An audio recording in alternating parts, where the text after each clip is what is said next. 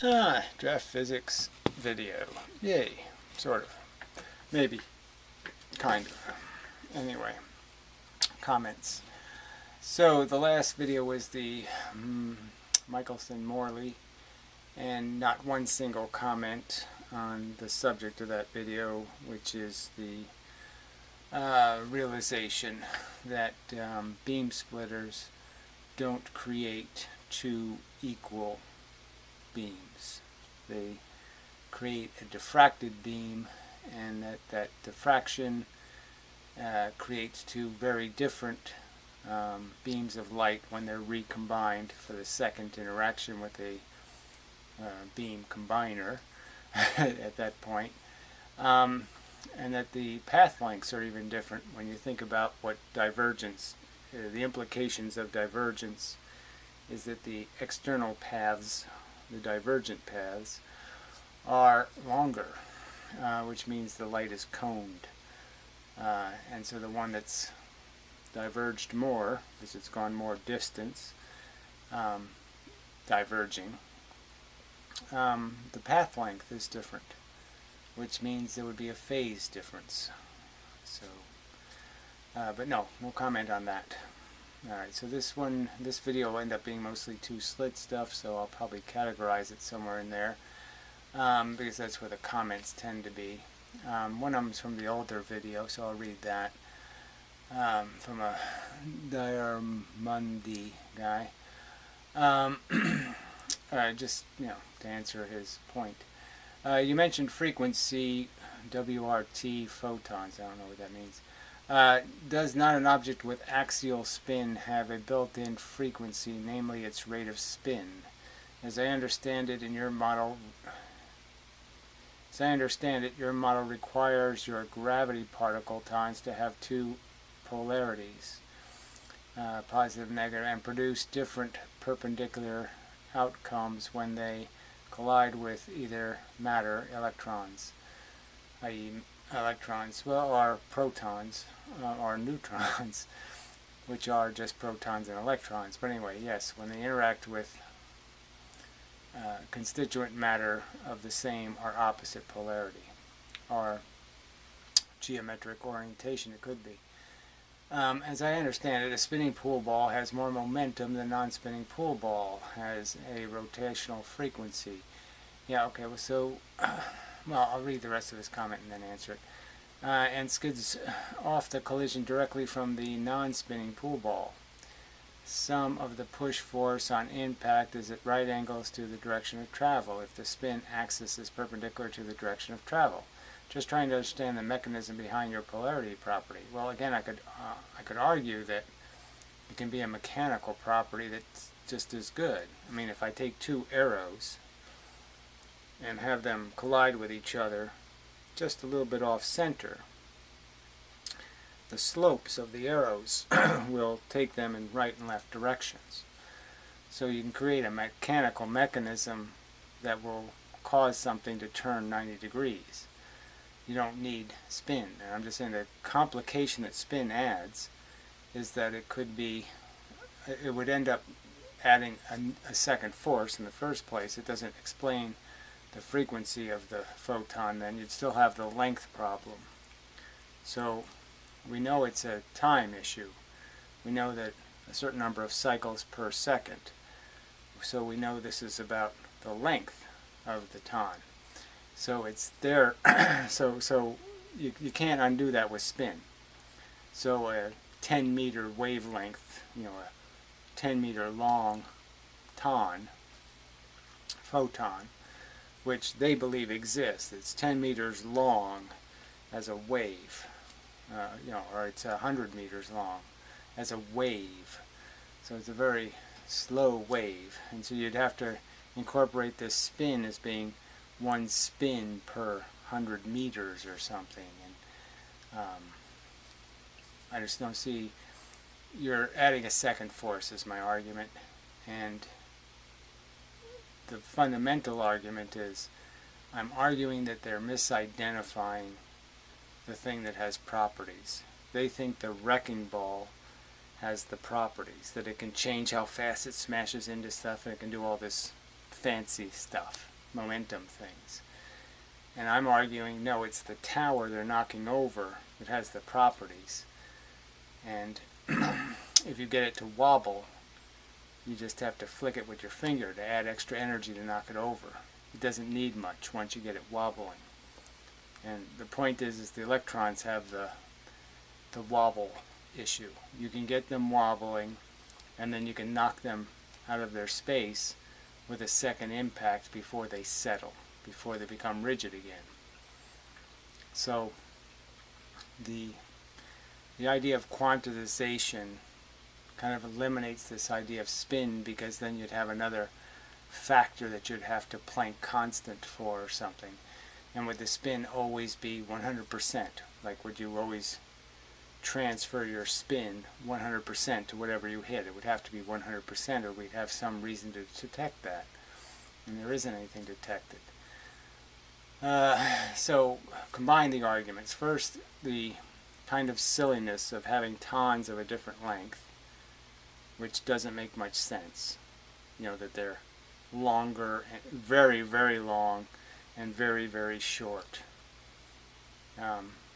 When the logical, and somehow the short ones have more power than the big long ones. So something 3 meters long is weak, and yet something tiny, tiny, tiny, 10 nanometers, X-rays, that's, you know, powerful. Right? Yeah, 10 nanometers. That's hugely more powerful. So it's, you know, logically, you'd say that sounds backwards. Something 10 meters long is 1,000,000 times maybe, or 1,000 times weaker than something 10 nanometers long. So I'm arguing that the electron is a complex thing, relatively speaking. Not really complex, very simple, but more complex than the photon. The photon is the simplest, elemental, fundamental particle, and the electron is elemental to the atom, it's elemental to matter, but it's not simple as photon. It's in a complex arrangement of force that's holding it in positions, and how you can knock it out of that position, which we are measuring as momentum or energy, is clearly dependent on how fast you shoot the bullets. As I argued, I can knock a building over with a machine gun if I shoot the bullets at just the right speed. If I shoot them at the wrong speed, I get nowhere. If I shoot them at the right speed, I get somewhere. The bullets are exactly the same. All I'm doing is changing the speed at which I shoot them. So same amount of energy, 100 bullets. You just shoot them at the right time, they do something. You shoot them at the wrong timing, they do nothing. So it's not about the momentum of the photons, it's about the condition of the electron with which it's interacting. Longer explanation than I wanted, but it'll have to do. Alright, so a guy called Giraffe Science, who's going to be blocked. What's a beam splitter? Because I spelled it wrong. Who cares? You can't sound it out for yourself? I guess you're really dumb, as I put. Yeah. So thank you for wasting my time. Okay. And then Morley needs a hyphen, like I care. Nope, don't care. So anyway, Mindless Marbles adds to that for some dumb, inexplicable reason. You know, considering that I've already showed you the single and double slit equations, no you haven't, which are shown to be derived using the same method, no you haven't, and which you even did a video exemplifying how much you don't understand them, well, frankly, post the link again, I'll do another video. Because you didn't produce an equation that produces the double slit pattern, the two patterns in one, and you didn't do it with math that's consistent, because clearly the two circumstances are different. One has a single impediment in the math, and you rationally can't really do the math exactly the same. And clearly, as I've pointed out, this argument is about what the physicists at MIT, Stanford, and Yale, they're the ones I showed talking about this, and you're saying they don't know what they're talking about. You say you know this the right way to do it. Well, why aren't they doing it the right way? I mean, fuck. You're not responding to the point being made that all over the internet, if I look for the math, I'll find math where in one equation they use a term to describe the width of the slit, and in the other equation they'll use the same term, and now they're talking about the width of the impediment, and they don't even care how wide the slits are. How could the math possibly be accurate if it doesn't even include the width of the slits? Please, it's just silly.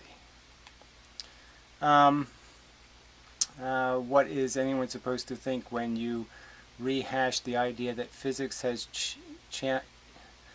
the physics is changed when they switch the double slit? And I'll say it again. That's the way they're teaching it. He said it. When it's a double slit experiment, he said it. Oh, we consider them single point sources. Because if we didn't, we'd end up with 4 waves instead of 2.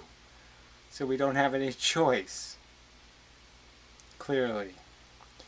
Alright, if you're not a liar, then what else? How am I lying, asshole? Daft, dumb, or deaf? Well, keep up those comments and you'll be blocked. So get what you deserve. You just keep doing this shit, right? My videos don't have that crap in them. And yet you can spew that crap and I'm supposed to just say it's okay. Fuck you. It's not okay.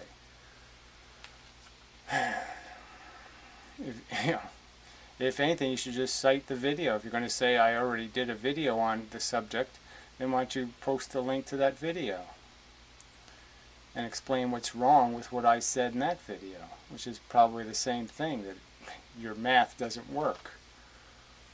And clearly the math being taught at university is what we're talking about, and we're talking about what the math will look like if I go to Khan Academy, if I go to any resource on the internet on the double and single slit experiment.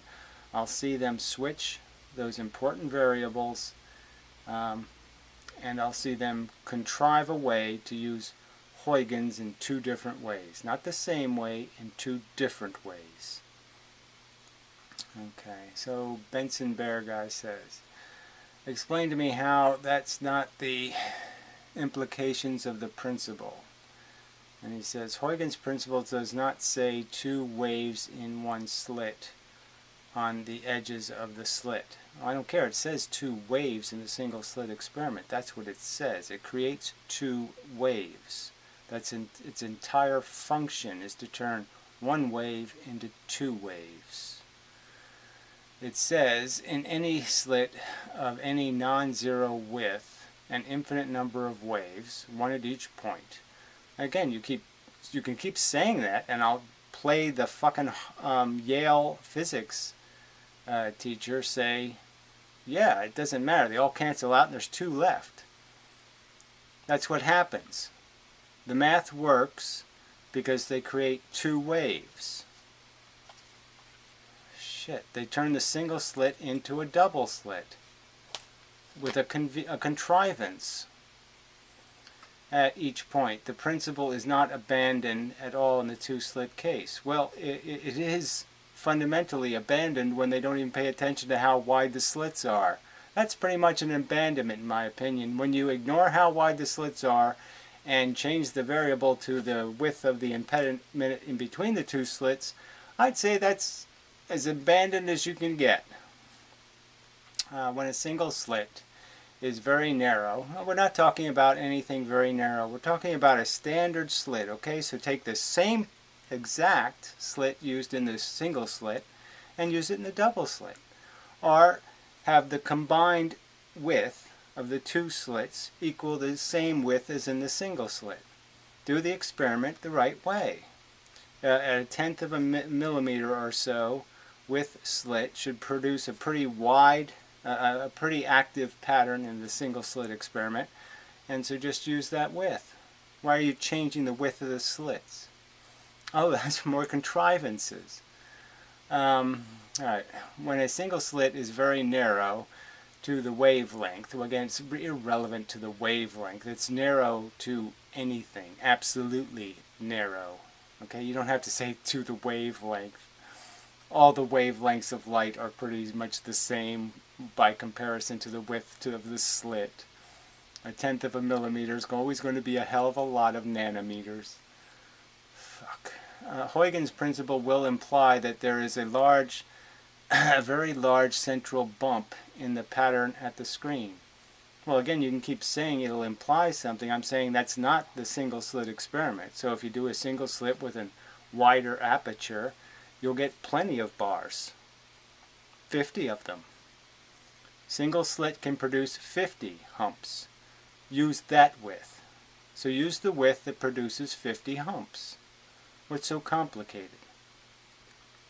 Then, if there is another very narrow slit exists nearby to the right, this second slit on its own, with an infinite number of waves coming out of it, would produce another large hump on the screen. Yeah, so again, says you. There's no, these rules are silly. And again, your math is already, the math taught is already fundamentally broken because you've eliminated the width of the slits as being a variable, which seems on its face insane. You know, to sit there and say this is the most accurate, most predictive math in the universe, and yet you think that if I don't change the width of the slits on the double slit experiment, I'm going to fundamentally change the pattern on the fucking wall. You think that's true? Well, it's not. You're silly. However, the two infinite sets of waves will interfere not just with the waves in their own set, but also the waves in the other set, says you. The result then is the classic two-slit interference pattern. Well, again, says you. At first, that's not what the math does, because then it would be an infinite number of diffracted on-off patterns, and so there would be lots and lots and lots of bars. If one looks just at the central part, there will be a large number of bands, depending on the width and the wavelength. The width of what? Depending on the slit width and the light wavelength. Well, again, at MIT, Yale, and Stanford, they don't worry about the width of the slits in the double slit experiment. They just worry about the width of the single impediment. If one looks out a bit further, one can see these bands are contained in the characteristic one slit envelope. And again, if the single slit width, if you use the width of the slit in the single slit, where the single slit produces 50 bars, then you have a whole different ball game, don't you? Yeah, I'd say you do. So this envelope is dependent on what? And frankly, the experiments I've done so far, I haven't yet found the envelope, so to speak. I'm not getting the traditional two-slit envelope. There is absolutely no abandonment whatsoever of Huygens' principle in the two-slit case. So again, you're just not getting the point. I'm sorry, I mean, I don't know how else to explain it. You say none whatsoever when it's a fact that they call it a single point source and pretend the slits don't exist as slits, creating with waves going into them like Huygens would say, and with two waves coming out like they do in the single slit. So again, Huygens in the single slit creates two waves that interfere with themselves. The rest cancel out. How come in the two slits in the double slit experiment there's only one wave coming out of the single slit? Why aren't there two? Huygens says there should be two. There should be 4 waves interfering. So to say there's absolutely none whatsoever, I've played the professor's clips. I mean, I don't know what else I can do. I've shown the math being done that way. I've shown the professor saying it. And you're just going to deny that exists. Okay, fine. There's nothing I can do. In fact, I have written a little program which computes 2-slit interference directly using Huygens' principle. Huygens isn't in the math, so I don't know exactly how you can do that. It's really not in the math. You know, it's not there. It's a presumption getting to the math. Yeah, I mean the standard wave equation. You can't do the standard wave equation math until you first create the artificial Huygens product. Anyway, interference directly using Huygens principle, but approximating the infinite number of waves with only a finite number. Of what? Your discretion? So you did an integral over what? Why don't you just show the math you did? I mean, why fuck around with a silly program? It has some built-in examples. Well, you know, I'm not too interested in contrived examples, which demonstrate what good results such an approximation can contain. And it also has a crude interface where one can try out many different values, including by stepping through sets of values where one or more parameters are incremented in step with one another. I'll go look at it, but I'm really not interested in a program. I'm interested in what you programmed it to do and why it does what it does. So what magic math are you using that they're not teaching at MIT and not teaching at Stanford and not teaching at Yale?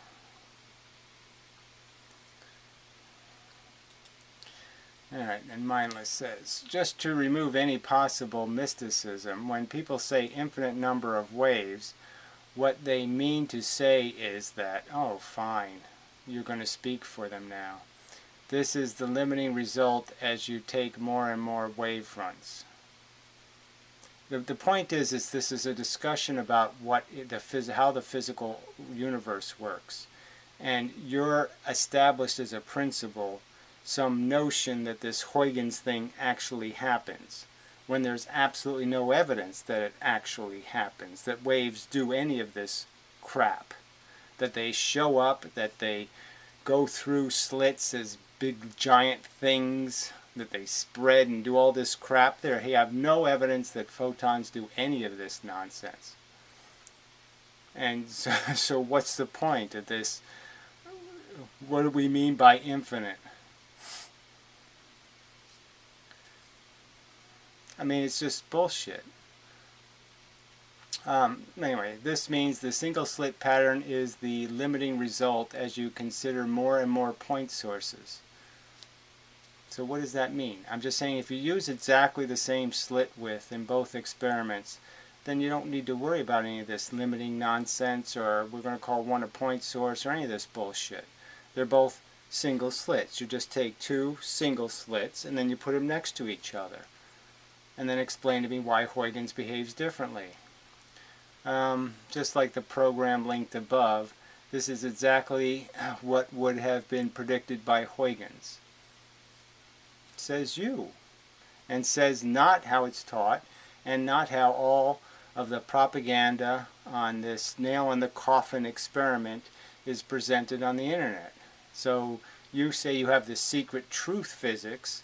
Well, why aren't they teaching the truth? The reason people say infinite number of waves is because it is much easier to say that. It's what Huygens said, idiot. And it is always understood what it actually means. Yeah, and what it actually means is that in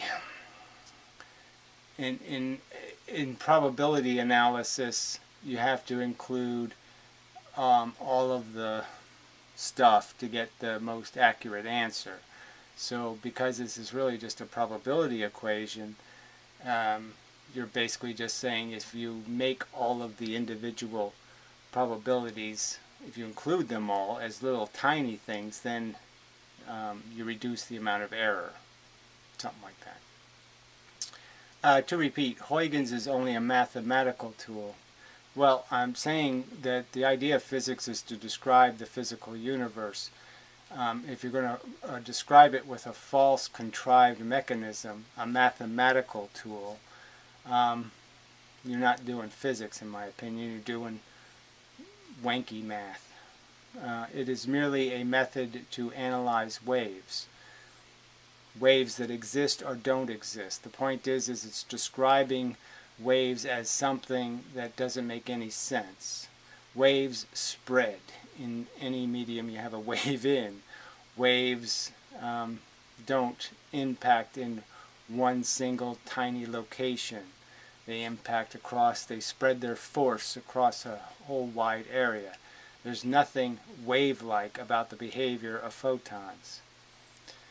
It is not a statement about metaphysics. We're not talking about metaphysics, we're talking about actual physics, and you're the one talking metaphysics. You're the one talking an abstraction instead of the actual reality. You're replacing reality with a fake example, a metaphor, an analogy. And it's not right. And I've pointed out why it isn't right as an analogy, because it doesn't even work. So the Benson Bear guy says, just remove any possible mysticism, except this really doesn't remove much mysticism, but just pushes it under the rug a little further. The idea that there is some meaning to taking any limits implicitly assumes that there is something infinite going on. Well, again, the whole point is that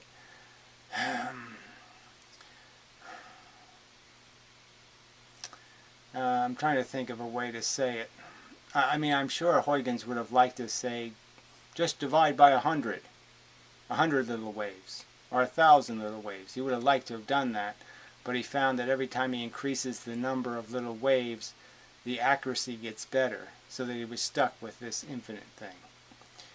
So, as Mindless knows, in the electromagnetic field we are talking about, well, again, this field that doesn't have any factual evidence indicating it exists, there is a metaphysical assumption. Well, again, I don't know why anyone's using the word metaphysics anywhere in this, because why are they doing that? This isn't a conversation about metaphysics. That at each point in the field, at each time, there is a value, and that these values have a certain relation to one another that can be expressed with a differential equation. Which is, there's nothing wrong with doing that also, but again, that's just sort of obvious that if you put an atom in some space, there's a whole bunch of assumptions built in about the functions of all the bits inside of the atom. So it's like having a bunch of dominoes that are actually standing up and can knock each other over. So yes, those locations in space are now occupied by dominoes that can be tipped, kind of a thing. But it's still pointless to abstract when you can actually talk about the physical reality instead of an abstraction. Arguably, the metaphysics is merely within the mechanical model, but in that model, then, is just as heavy a metaphysics as the idea that there are an infinite number of waves, which is just so stupid. If one wants to claim this metaphysics is not also in reality, which is modeled, then one presumably has the still very difficult, if not even more difficult, problem of showing how a different metaphysics can be modeled effectively by using one containing infinities. Well, regardless of what it is, I'm just saying just physics itself isn't, in my opinion, there's no compatibility in physics with the idea of infinities in confined spaces. Let's see. I should also add, by the way, oh dear, that my program does not literally use Huygens' principle. Oh, at least as I understand it, but only does something sort of similar. Well, again, what does this have to do, again, with my argument that if it's supposed to be nail-in-the-coffin evidence, shouldn't be this convoluted. Nail-in-the-coffin evidence shouldn't be taught differently in all these different locations and done differently in all these different locations. It assumes that the values of the field is held constant at the slit to be the same sine wave at each point in the opening of the slit. Of course, for any non-zero slit width, that is an infinite number of points.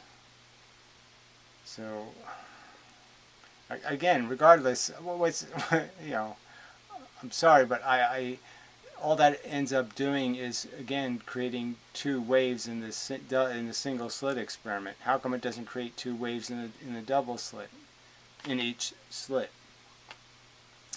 If assumed this is the only externally provided source of light, and then just assumes that the intensity of the light at each other point is the sum of the contributions of each of these points, so in effect it only applies Huygens principle at that one point.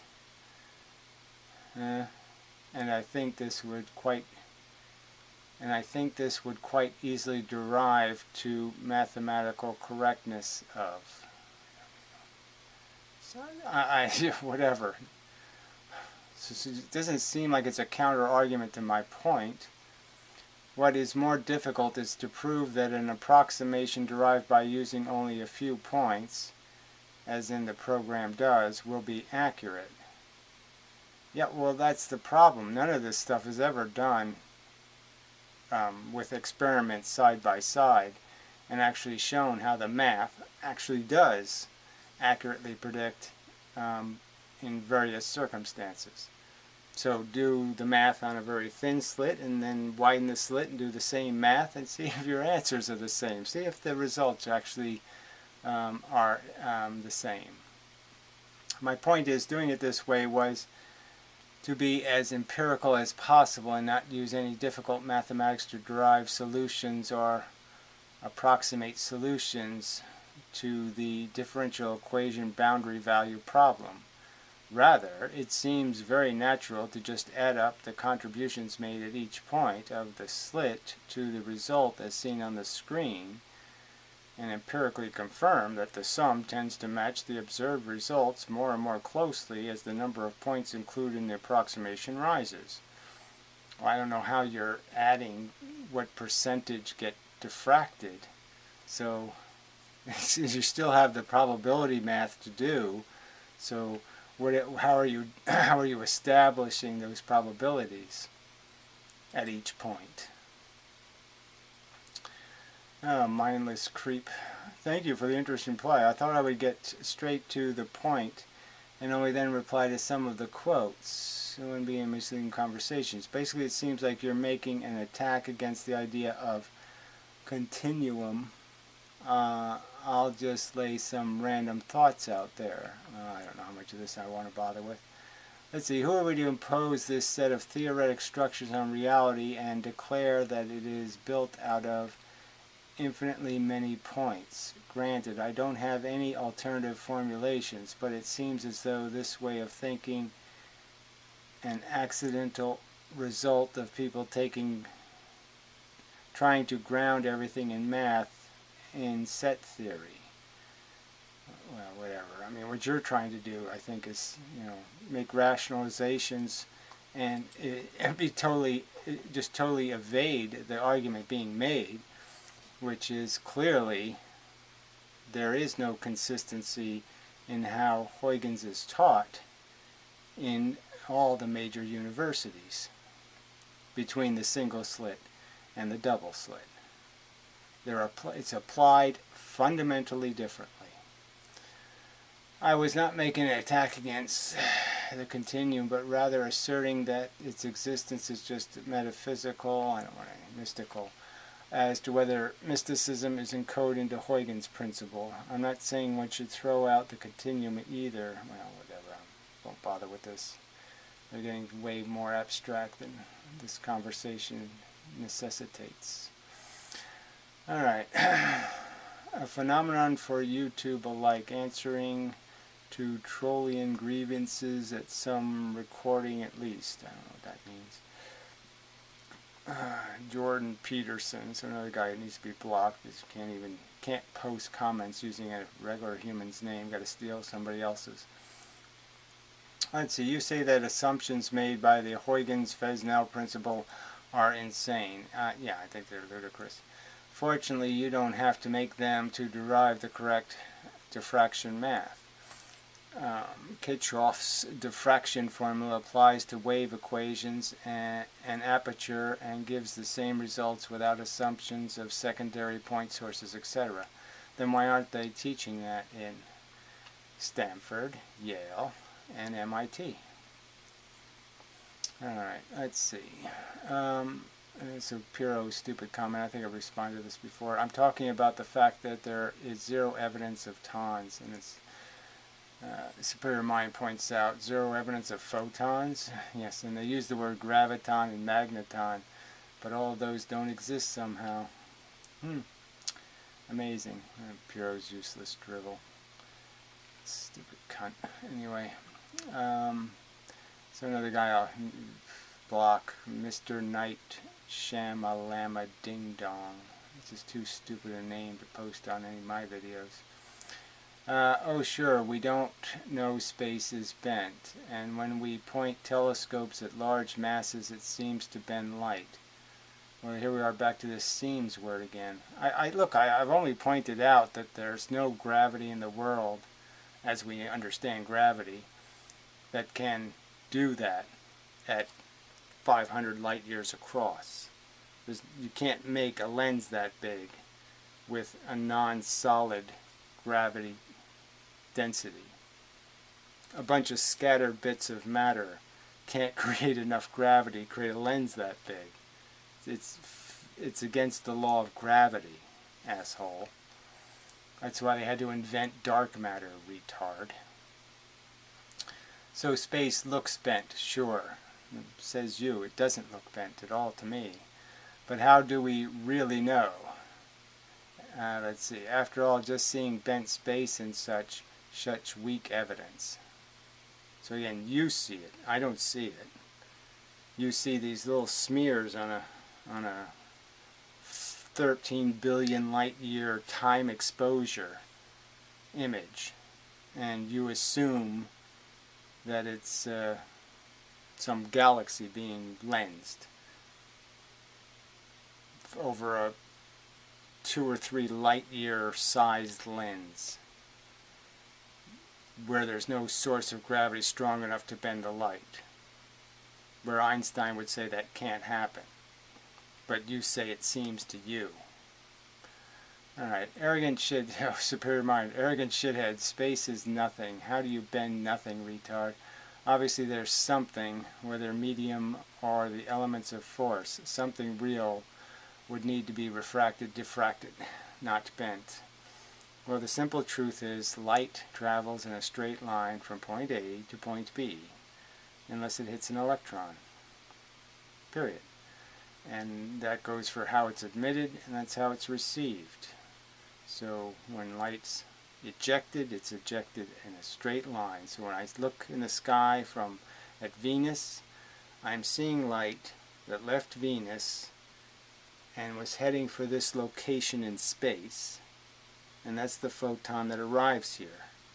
It left heading right for this location in space, and it arrived at this location in space, and then the Earth happened to just get to this location in space at the right time, and then I see that photon. But that photon didn't do anything else. It didn't go sideways or do any of this other bullshit. It went the speed of light in a straight line to that point, and it didn't take any curved lines. Alright, I think if you had, so here's Shama Ding Dong. I think if you had a real argument, you would have to resort to name calling. Well, make calling, to make calling. It's not even close to name. I mean, really, make and name, not even close. I really can't expect better from the side that denies we even see space bend. Well, again, you say you see space bend, and you don't understand that you don't see it, right? There's no pictures of it, of the sun bending anything. We don't have any verification from the Hubble telescope. We don't have a picture of a black hole with a bunch of the stars in the background swirling around. We have simulations. We don't have any pictures of any of this stuff. So when you say we see it, we don't really see it. That's kind of a lie. And like I said, a time exposure image that has some smearing on it, that doesn't cut it. Alright, well anyway, so I'm not even going to bother reading the rest of this comment because he's an idiot. Resort to name calling, irrelevant. Although I suppose it could be nicer, but I'm tired of the arrogance. Well, yes, arrogance deserves to be called what it is, asshole. I really can't expect better from the side. Versus us versus them mentality, also irrelevant. Denies space is bent. Here we go. You don't see space bend, idiot. You see light reflected or deflected. Diffracted. Nothing doesn't bend. Yes, this is so damn true. And if you're going to claim that space is a medium, then don't call it space. Call it medium. Call it bent medium. And that it's your understanding that photons, although they're electromagnetic, can't be moved by electricity or magnetism, but somehow gravity moves them. So the fields, so we have the bent space field, so we'll call it bendia. And then we have the magnetic field, magnia, and the electrical field, electria. So photons can't be moved in electria, they can't be moved in magnia, even though they're electromagnetic, but they can be moved in gravitia. Is that it? I think it's stupid. So anyway, nothing doesn't bend. Think about it for a second. It has to be a something, otherwise it's nonsense. The manifestation of materials can be warped, but that's not space. It's materials, because space is not nothing unless you're referring to some sort of medium. So anyway, yeah, so I won't go through all this. But alright, then Mindless had to add his 2 cents, which is usually stupid. Your characterization of nothing isn't really fair for a number of reasons. Why isn't it fair? Space was in... The word space was intended to describe nothing, not something. If there was nothing between the Earth and the Moon, they would be touching each other. No. So again, he's just going to pervert the word nothing. So now nothing can't possibly take up space. It can't have volume between somethings. Somethings have to be hitting each other, or there can't be nothing between them. So two runners can't run in opposite directions without creating some kind of real nothing between them. And there's no such rule. Already we have difficulties with language. Well, again, I think it's your perversion of language. You're creating a medium, and you're saying the medium must always exist and nothing unmedium can exist. So you're saying there's no such thing as an unmedium space. No space can't be a medium. Everything must be a medium. Alright, what's the absence of color? What do you think that's going to mean something? The absence of color? There can't be an absence of color if it's a photon, idiot. Almost everyone would say black, but then what do people who were born blind see? What does that have to do with it? It's about photons, idiot. What they make up in their brain has nothing to do with whether photons fly through the space. Consider this exercise. Now just go fuck yourself. Close your eyes and try to focus on your tactile senses. Oh, this is metaphysics now. This is some sort of wanky fucking psychology bullshit. It's a physics discussion, idiot. Alright, my point is you can have something that you think is nothing. This isn't about what somebody thinks. It's about using rational words. When we define the word space, it was intended to mean the stuff between somethings, not something itself. But when you examine closer, you see that it's not really nothing. Well, again, you're the one claiming it's not nothing, so why don't you call it something? Why do you keep pretending? Why do you keep faking and hiding between this space word? Why don't you say the bent medium? Why don't you say the ether? Bent ether.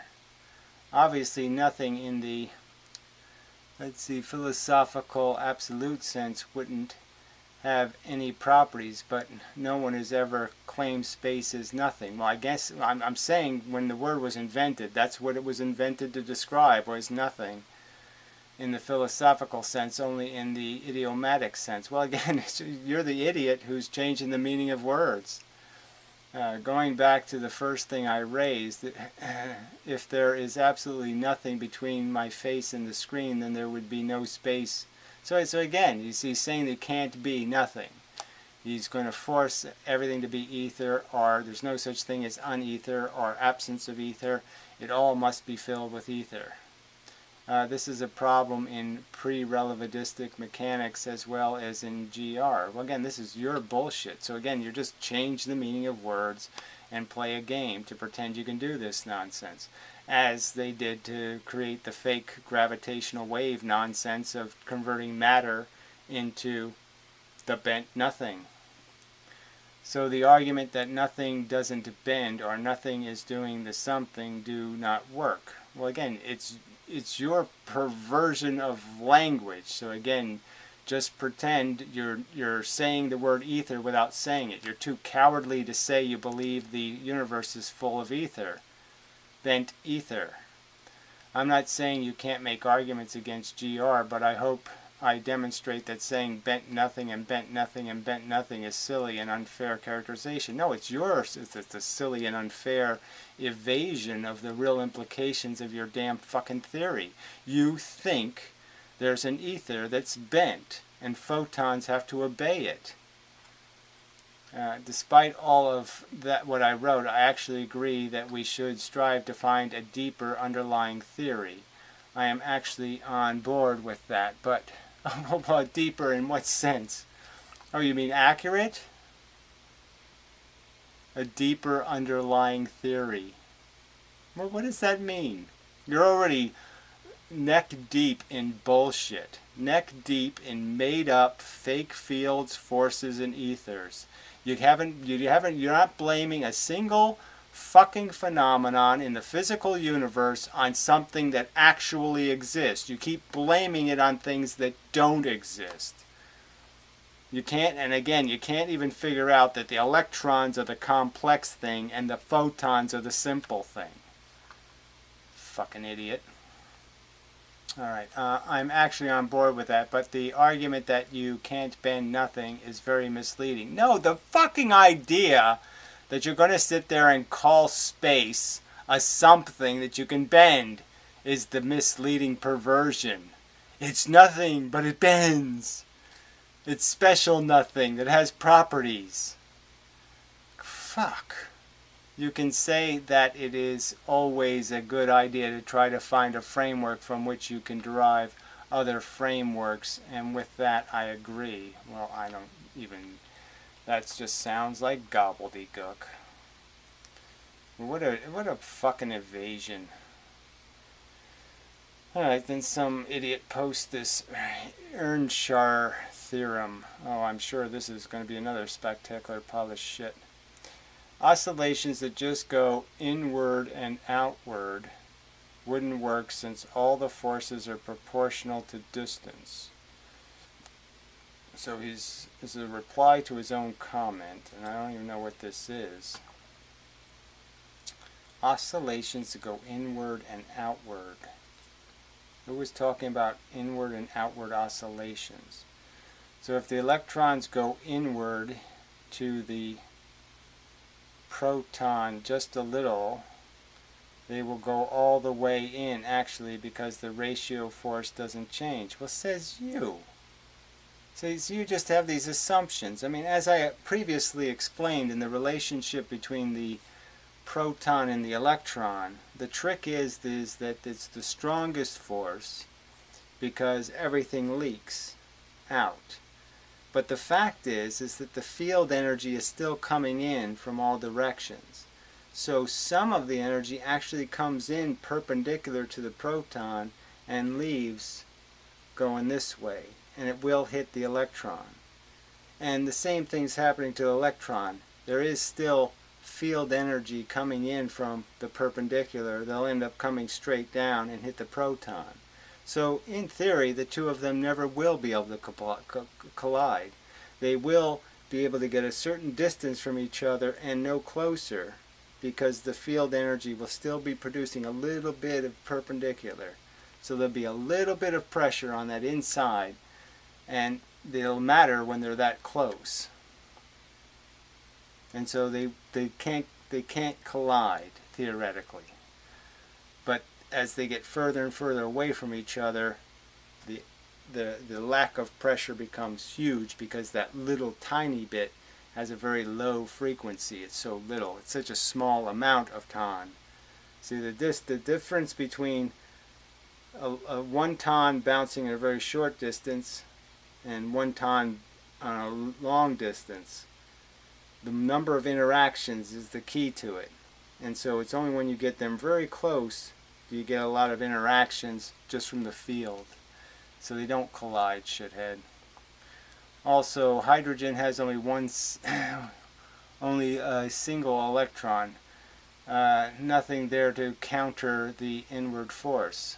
As I just pointed out, the inward force will be countered when they get really close to each other, and you're not accounting for the fact that there are neutrons, so which have some repulsive electron energy.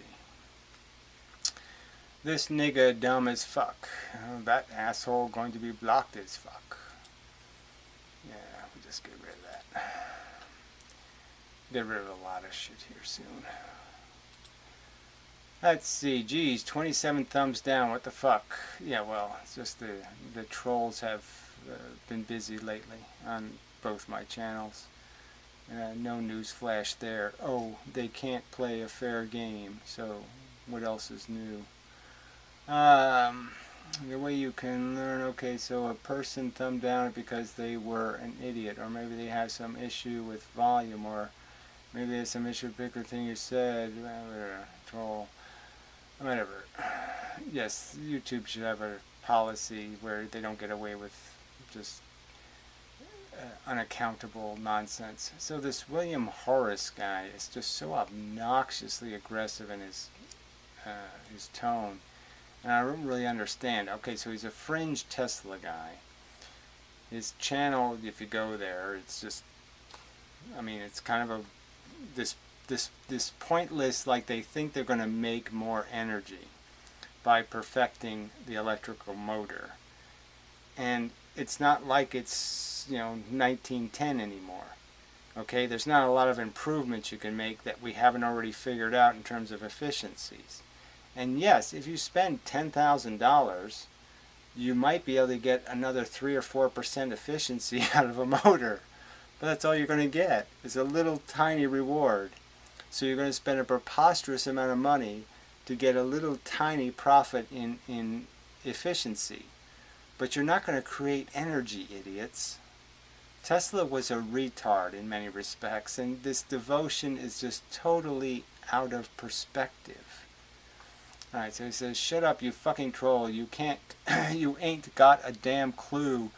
You an ass clown that spews lies. Your karma will get you. Beware. Well, no, I hope you get exactly what you deserve. So if you think you're playing an honorable game, you haven't lied to the people watching your videos, you're the guy who's got the karma problem, asshole.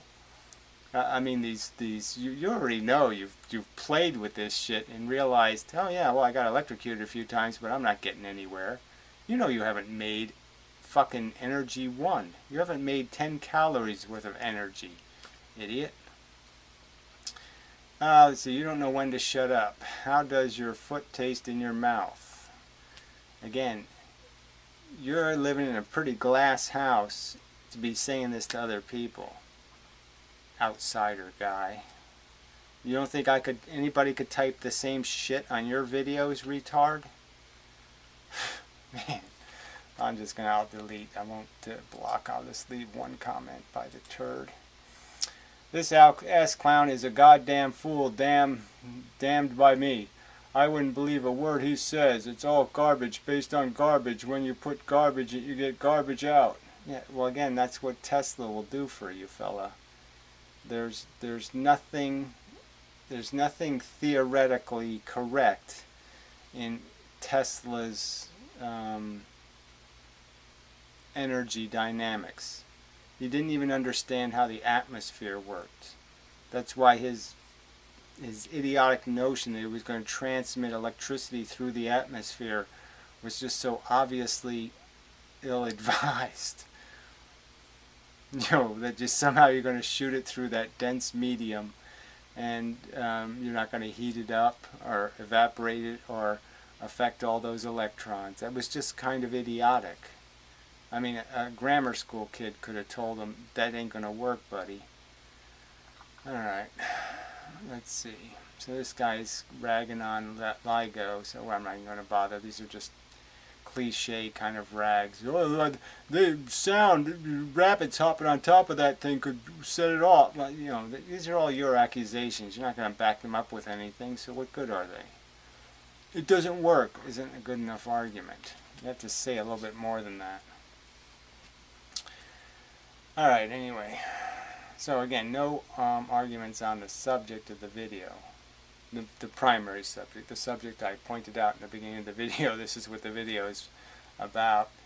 And not a single mention of the observation that beam splitters do not create two equal beams of light. Alright. So, till next time and such.